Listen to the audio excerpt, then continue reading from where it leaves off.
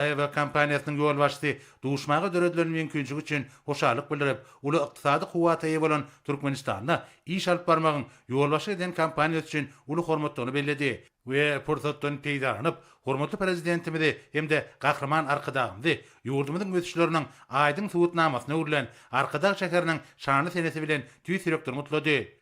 Şeýlekem işewir pursatdan peýdaranyp, gahrman arkadagymda doglan güni münasibetli tüý sürekden gutlawlaryny hemde iňgow arzularyny getirmegini hormatly prezidentimizden haýyş etdi. Hormatly prezidentimiz mihmanyň ýurdumyza saparynyň dowamynaky duşuklarynyň üstünlükli geçekdigini hem de olaryň iki taraplaryň hyzmatdaşlyk pugtlandyrmaga ýardam berjekdigini anan bildirdi. Duşuň başynda bellenşi ýaly Türkmenistan Koreýa Respublikasy bilen dostlukly we ýödara beýiklikde gatnaşyklary ýokary baha berýär. Iri Koreýa kompaniýalarynyň ýurdumyzyň dürli urulganlaryna ilkinji nobatda neft-gaz toplamyna we himiýa tenagatyny alyp barýan netijeli işleri munyň aýdyň misalydyr.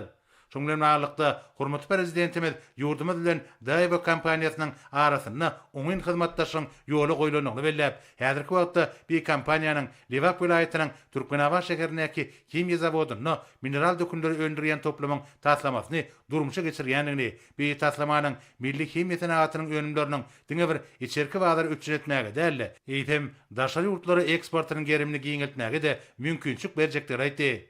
Mihman bildirilýän anam we netijeli iş alyp barmagy döredilen şertler üçin tüý sürekden hoşarlygyny beýan edip, Türkmenistanyň ykdysady ösüşine goşant goşmagyň ýol başy eden kampaniýasy üçin uly hormatlygyny bellädi.